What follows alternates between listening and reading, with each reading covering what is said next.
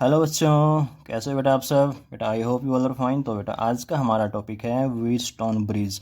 अब क्या होता है ये जानने के लिए आप बेटा इसके नाम पे जाइएगा। इसके नाम में क्या आ रहा है, ब्रिज आ रहा है। और ब्रिज क्या होता है बेटा, ब्रिज एक स्पेशल टाइप ऑफ अरेंजमेंट होता है। तो अब यहाँ पे क्या मतलब है ब्रिज का, व्हीटस्टोन ब्रिज में देखो बेटा, यहाँ पे हम क्या करते हैं, व्हीटस्टोन ब्रिज बनाने के लिए हम चार रजिस्टर्स लेते हैं, फिर उनको एक स्पेशल कॉम्बिनेशन बनाते हैं, एक पतंग जैसे, क्वाड्रिलेटरल जैसा, जो क्या कहलाता है, व्हीटस्टोन ब्रिज। तो देखो बेटा, व्हीटस्टोन ब्रिज आपका क्या होता है, एक स्पेशल टाइप ऑफ अरेंजमेंट होता है चार रजिस्टर्स का, ठीक है ना, जो किस शेप का होता है। यू कैन से काइट, यू कैन से quadrilateral, you can say anything, जो भी आपका आपको आपके मन को अच्छा लगे। ओके। तो बेटा ये जो देखो, ये जो बीच में तार तार लगा रखी है हमने, यहाँ पे हमने जोड़ रखा है गैल्वेनोमीटर।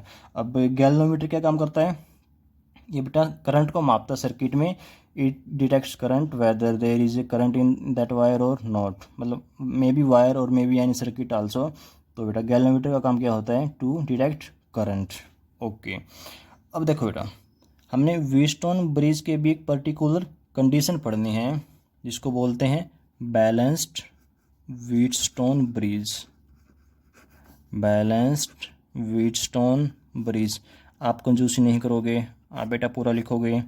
तो क्या होती है ये कंडीशन, देखो बेटा, जब हमारे पास में इस रेजिस्टेंस का और इस रेजिस्टेंस का रेशो, यानी कि पी बाई क्यू का रेशो बराबर आ जाए इन दोनों रेजिस्टेंस के रेशो का, आर बाई एस के रेशो के, तो बेटा उस कंडीशन में बोलते हैं कि our Wheatstone bridge is balanced. और बेटा ये कंडीशन कब पूरी होती है, जब आपकी इस वाली तार में, बीच वाली तार में, बीच वाले यू कैन से रजिस्टर में, देखो बेटा, it is a galvanometer, it is kind of register also, because galvanometer में भी रेजिस्टेंस होता है, ठीक है ना।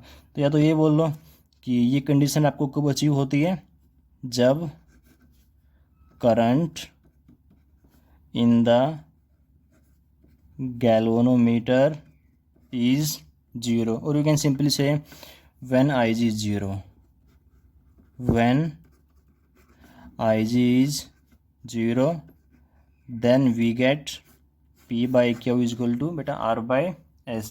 बेटा जब इस तार में कोई भी करंट नहीं आएगा, और वो कैसे पता चलेगा हमें कि इसमें करंट है या नहीं, बेटा हमने गैल्वेनोमीटर लगाया इसलिए है, ताकि हमको ये पता चलता रहे कि इस वाली तार में कुछ करंट आ रहा है नहीं आ रहा है। आपको पता है ना गैल्वेनोमीटर क्या होता है, बेटा गैल्वेनोमीटर एक डिवाइस होती है जिसमें एक बीच में ऐसी सुई सी होती है, अगर इस सुई में डिफ्लेक्शन आएगा तब तो मतलब वहाँ पे करंट है। बेटा ये सुई ऐसे डिफ्लेक्ट करती है जब करंट होता है सर्किट में, इधर या इधर, depending on direction of current. तो जब ये सुई बेटा कोई भी डिफ्लेक्शन शो नहीं करेगी, उस टाइम हम समझ जाएंगे कि इस तार में कोई भी करंट नहीं है। और जैसे ही बेटा इस तार में कोई भी करंट नहीं आएगा तो क्या हो जाएगा, हम क्या देखेंगे, P by Q is equal to R by S हो जाएगा, ठीक है ना। तो अब यहाँ से आप क्या समझे कि जैसे ही इस वायर में करंट 0, वैसे ही our bridge will be, our Wheatstone bridge will be balanced. और वो कैसे होता है, P by Q is equal to R by S. तो यहाँ से बेटा आपको क्या एक बात की गांठ लगा लेनी है कि बैलेंस्ड व्हीटस्टोन ब्रिज का मतलब क्या होता है, P by Q is equal to R by S. या फिर ये समझ लो कि आप किसी भी व्हीटस्टोन ब्रिज को कब बोलोगे कि वो बैलेंस है, जब P बाई क्यू का रेशो और R बाई एस का रेशो बेटा बराबर होगा, ठीक है ना। और बेटा इसका उल्टा भी ट्रू होगा, अगर कहीं पे P बाई क्यू बराबर R बाई एस है तो उस केस में IG विल आल्सो बी 0। मतलब देखो बेटा, यहाँ पे तो मैंने क्या बोला है, अगर IG 0 है, कोई करंट नहीं आ रहा है, तब P बाई क्यू बराबर R बाई एस होगा। इसका उल्टा भी होगा, अगर P बाई क्यू बराबर आपको R बाई एस दे रखा है, तब आप वहाँ से इसका मतलब क्या निकाल सकते हो कि current in the galvanometer is 0। तो ठीक है बेटा, तो इसको बोलते हैं balanced Wheatstone bridge. Same condition आपकी बुक प्रदीप में दे रखी है व्हीटस्टोन ब्रिज प्रिंसिपल के नाम से, व्हीटस्टोन ब्रिज प्रिंसिपल के नाम से, ठीक है बेटा। तो दोनों एक ही चीज़ हैं।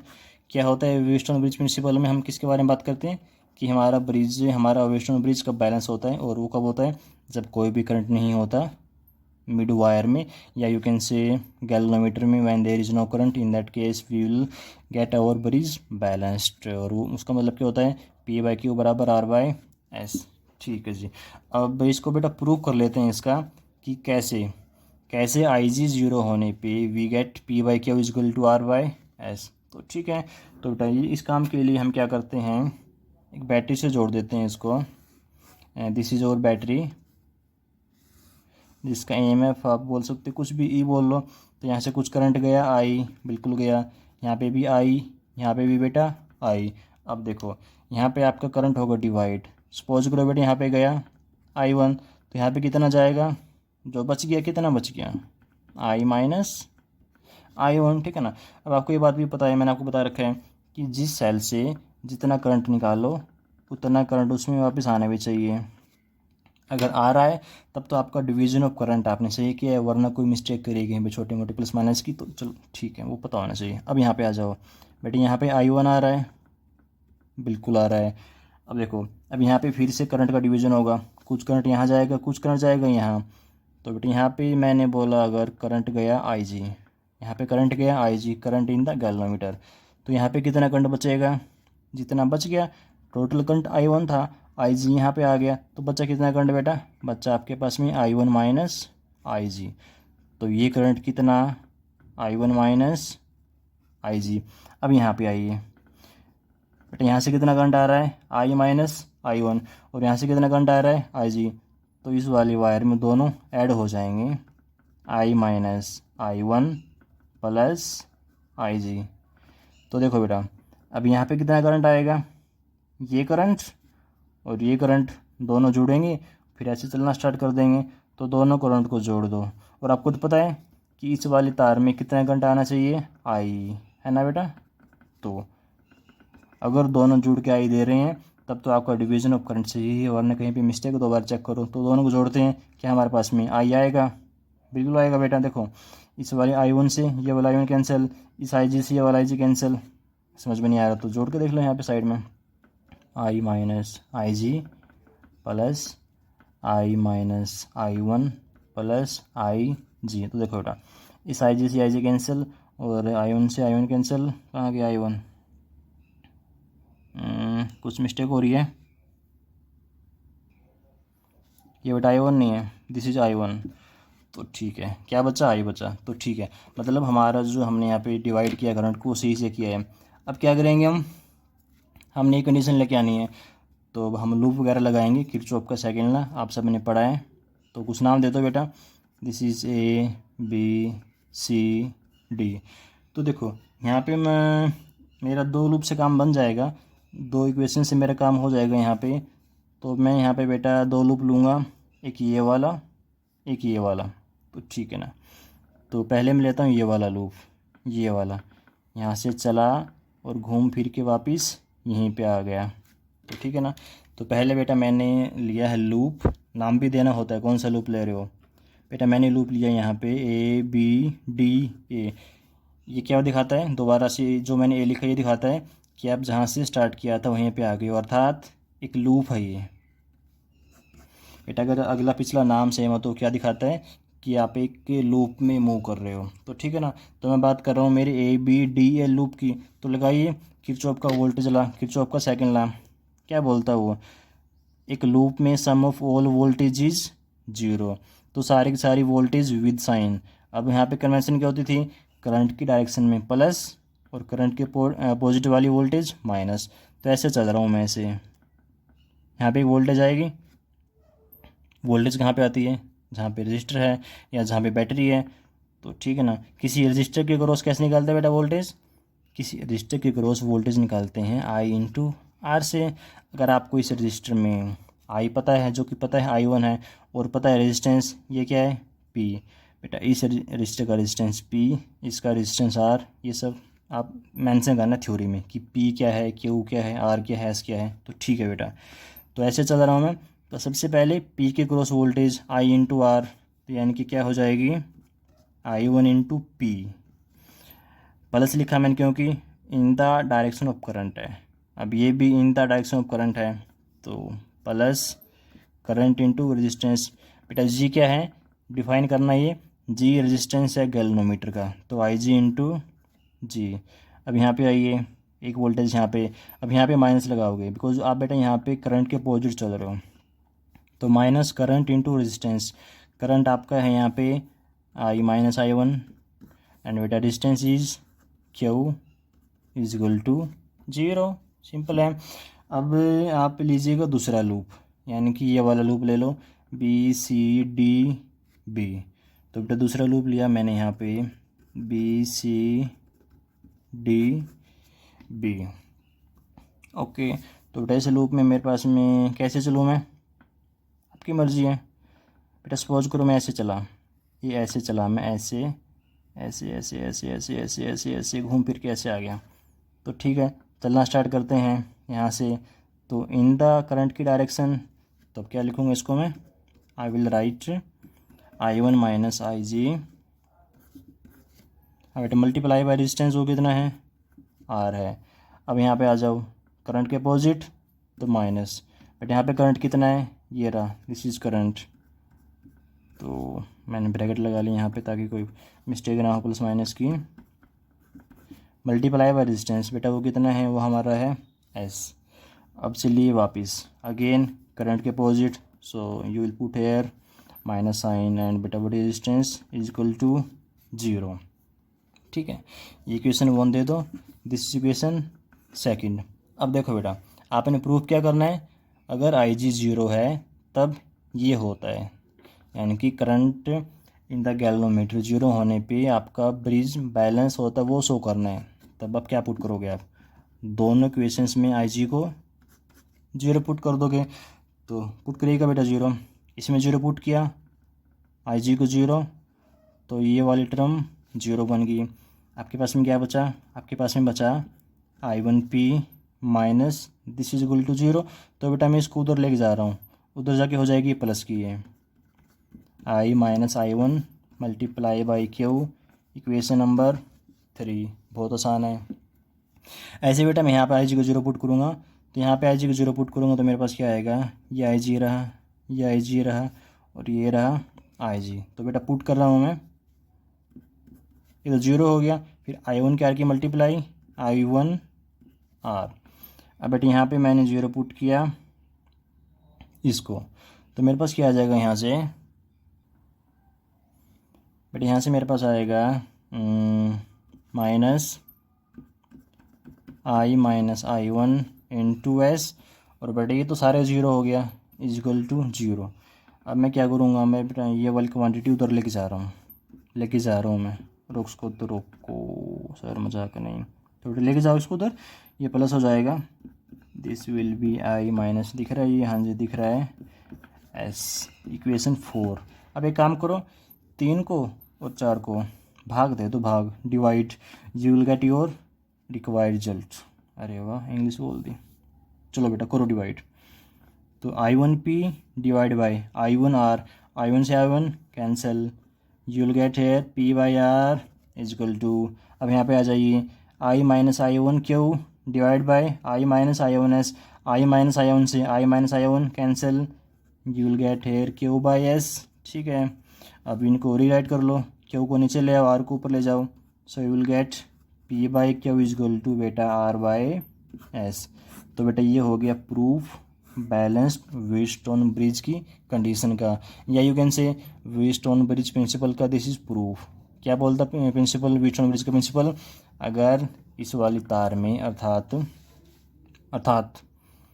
Current in the galvanometer is 0, in that case P by Q will be equal to R by S. This is the principle, you can see principle of Wheatstone bridge। तो ठीक है बेटा, तो अभी इस पे क्वेश्चन करते हैं, 1 या 2 या 3, तब आपको और ज़्यादा क्लियर होगा ही। तो क्वेश्चन करते हैं बेटा। तो क्वेश्चन आपका है, एक डायग्राम बना लो, दिस इज योर डायग्राम, ये मेरे पास एक रजिस्टर हो गया, this is second register, this is third register, this is fourth register, this is fifth register।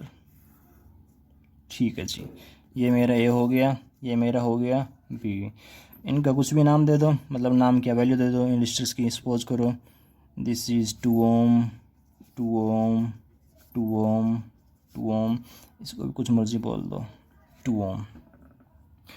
तो देखो बेटा क्वेश्चन क्या है, क्वेश्चन आपका है आपने निकालना है equivalent resistance between A and B. Question है आपके पास में find equivalent resistance between A and B.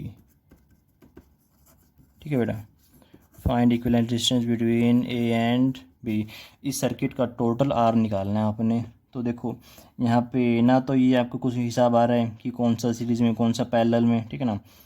तो देखो बेटा, जब भी आपके पास में 5 या 6 डायग्राम में दे रखे हो ना रजिस्टर, तो वहाँ पे 80 to 90% प्रोबेबिलिटी बनेगी कि वहाँ पे क्या लग रहा हो, व्हीटस्टोन ब्रिज। और वो भी कौन से वाला, बैलेंस्ड वाला, बिकॉज अनबैलेंस्ड का तो हमारे पास में कोई सोल्व करने का तरीका है ही नहीं है, ठीक है ना।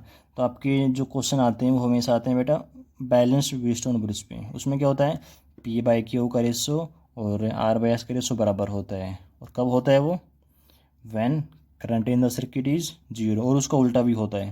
देखो दोनों रिजल्ट आपने याद करने हैं।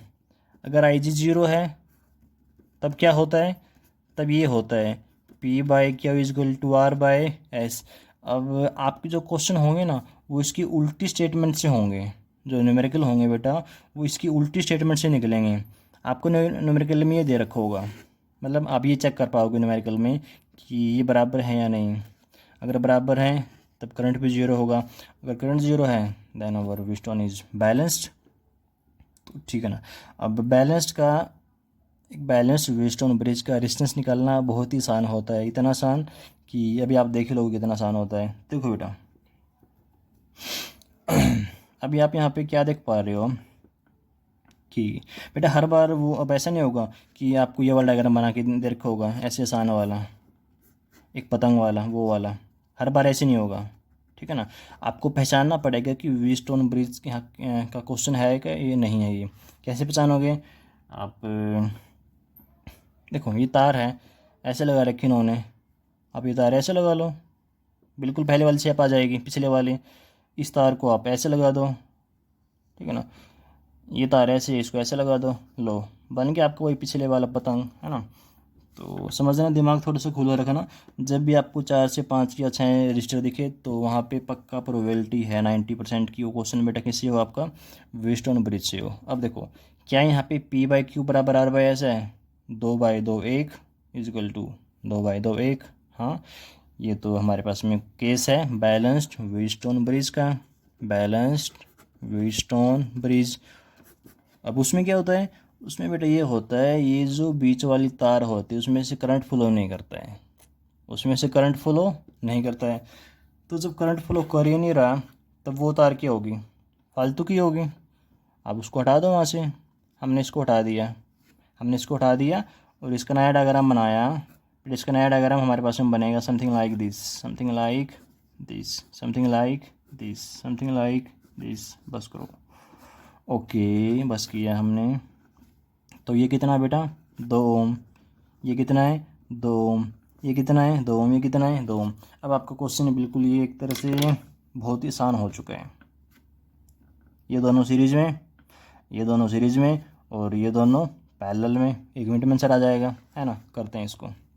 देखो बेटा मेन आपने क्या पहचाना यहाँ पे कि क्या ये व्हीटस्टोन ब्रिज प्रिंसिपल को फॉलो कर रहे हैं, बिल्कुल कर रहे हैं, क्योंकि 2/2 बराबर 2/2, तो दोनों बराबर हैं। अगर दोनों बराबर हैं तब आप ये बीच वाले रजिस्टर को हटा सकते हो। बेटा हर केस में नहीं हटा सकते, जब इन दोनों का रेशो बराबर है तभी आप ये बीच वाली जो तार है, बीच वाला रजिस्टर है, उसको हटा सकते हो सर्किट से, ठीक है ना। तो अब इसको निकालते हैं, 2 और 2 का 4, तब आप कैसे लिख सकते हैं यहाँ पे, ये 4 ओम। तो बेटा नीचे कितना आएगा 2 और 2 4, दिस इज आल्सो 4 ओम। बंद कर दो।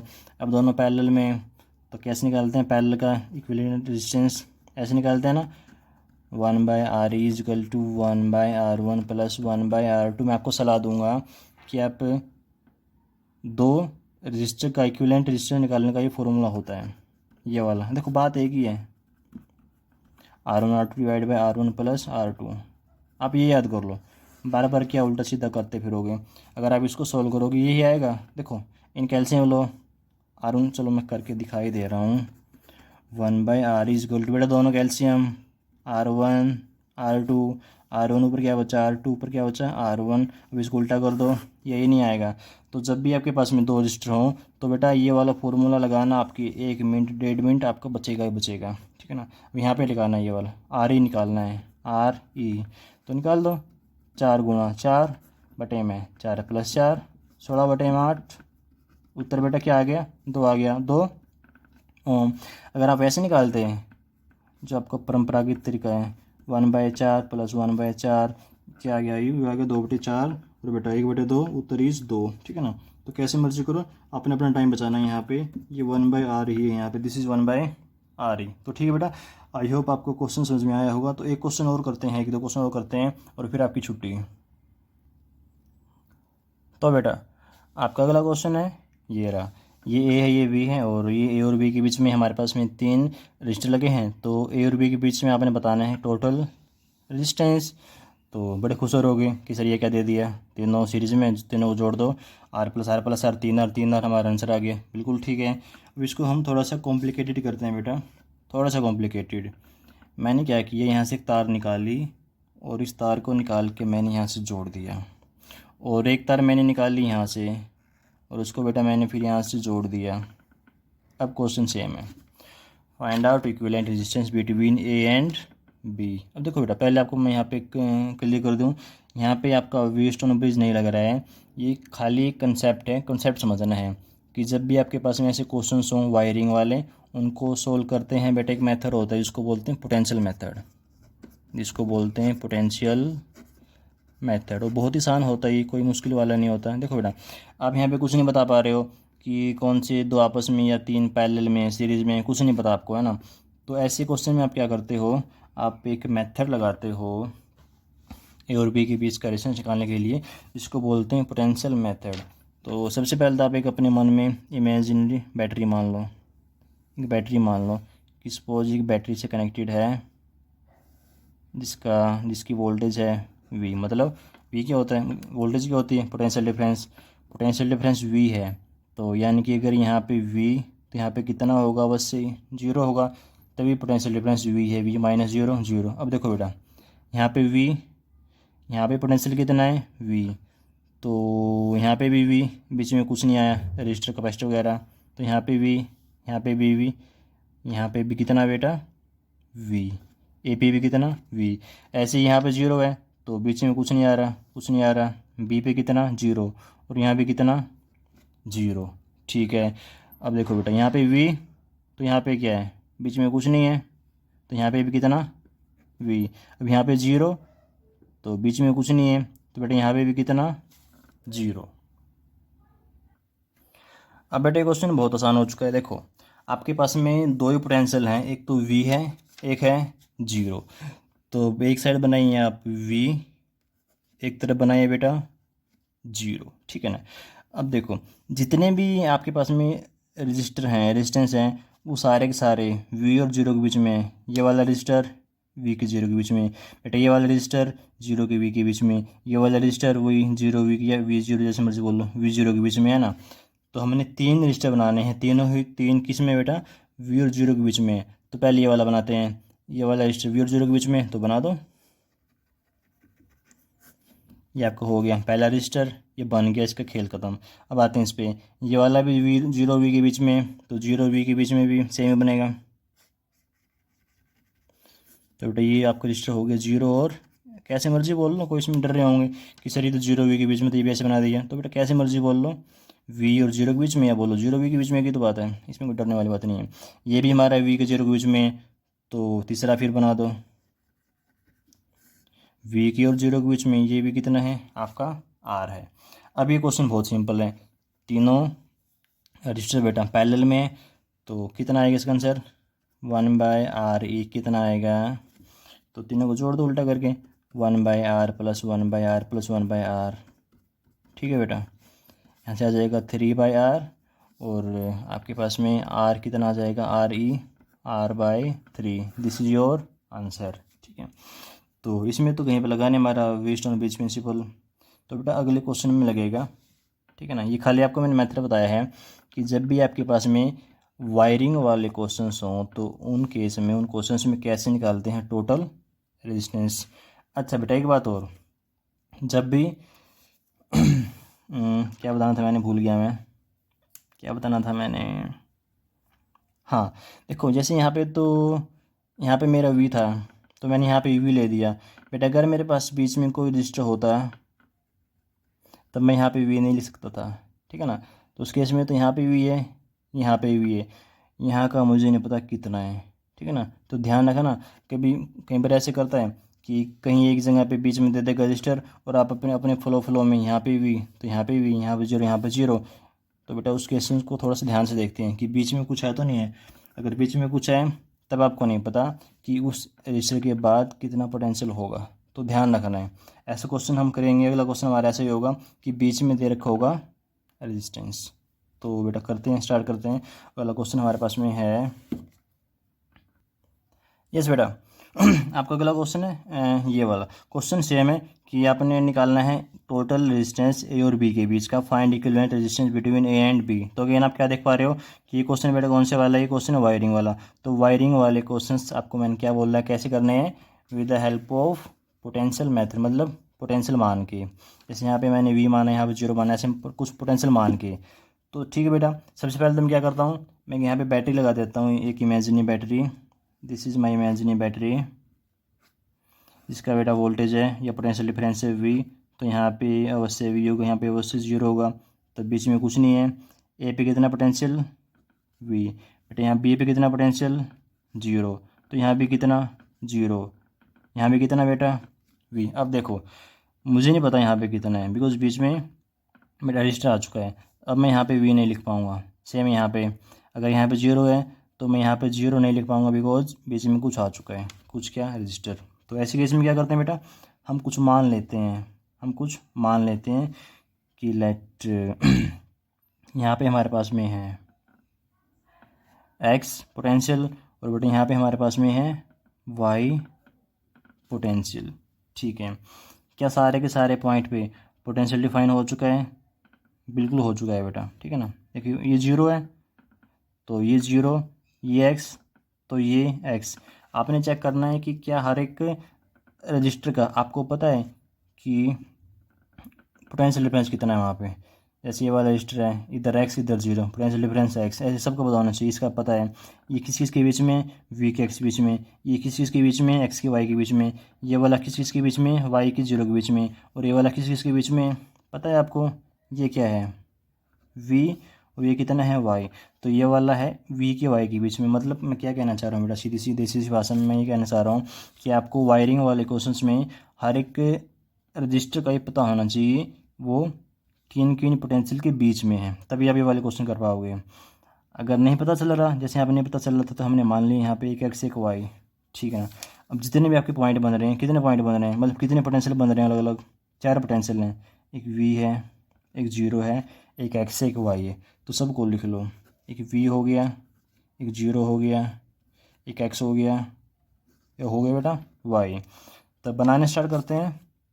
पहले इसको बनाता हूँ मैं। अच्छा बेटा यहाँ पे मैंने इनकी वैल्यू नहीं दी, कुछ भी ले लो आप। सपोज करो ये भी मेरे पास में आर है, ये भी आर है बेटा। फॉर सिंप्लिसिटी मैंने सभी क्या ले लिए, आर ले लिए हैं। अब ठीक है जो भी है। अच्छा तो देखो बेटा, पहले मैं इसको ड्रा करता हूँ। ये किस किस के बीच में, वी के एक्स के बीच में, वी के एक्स के बीच में। तो ड्रा कर दो वी के एक्स के बीच में, तो टिक करते जाओ कि ये हमारा हो गया। अब इस वाले पे आ जाओ, इस वाले पे एक्स और वाई के बीच में, एक्स और वाई के बीच में, ये हो गया मेरा आर। तो बेटा ये भी हो गया। ये वाला वाई के जीरो के बीच में, वाई के जीरो के बीच में, तो ठीक है ये भी बेटा आर हो गया। तो ये भी हो गया। ये वाला एक्स के जीरो के बीच में, एक्स के जीरो के बीच में, तो ये भी मेरा आर है, ये भी हो गया। और कौन सा बचा बेटा, ये वाला बचा वी और वाई के बीच में, तो ये भी हो गया वी और वाई के बीच में आर। अब देखो क्या ये एक व्हीटस्टोन ब्रिज है, बिल्कुल है। क्या ये एक बैलेंस्ड व्हीटस्टोन ब्रिज है, चेक कर लो। ये आर रेशो चेक करते हैं, R by R is equal to this by this है क्या, बिल्कुल है। दोनों का रेशो 1 आ रहा है, तो 1 इजक्वल टू 1 तो होता है।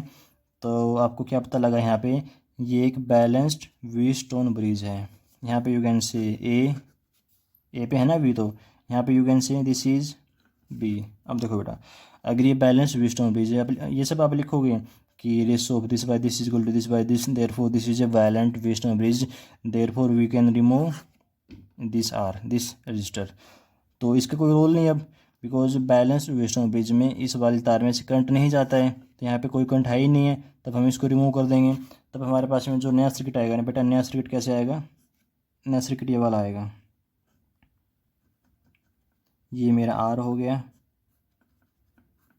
ये आर हो गया, एक नीचे आर, एक ये वाला आर, और ये ए, ये बी। बेटा ये दोनों किस में है, सीरीज में, तो इन दोनों का एक बना दो। तो बेटा सीरीज में R plus R, 2R, this is 2R, this is A, this is B. अब ये वाले भी दोनों किस में है, सीरीज में है, तो बेटा आर और आर, 2R।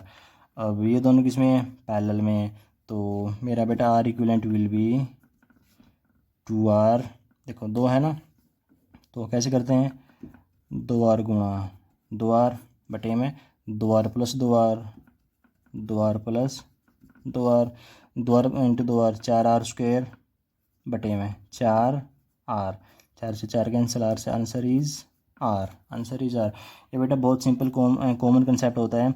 अगर पैरेलल में दो या जितने भी हैं, अगर सेम रजिस्टर पैरेलल में जुड़े हुए हैं, तो जो एक का रजिस्टर है ना, उसको डिवाइड कर दो नंबर ऑफ रजिस्टर से, 2R/2 आर आ गया। जैसे यहाँ पे हमारा आंसर क्या आया था, हमारे यहाँ पे आंसर आया था R/3। क्यों, देखो 3 रजिस्टर पैरेलल में और तीनों का रेजिस्टेंस सेम था, कितना था, R।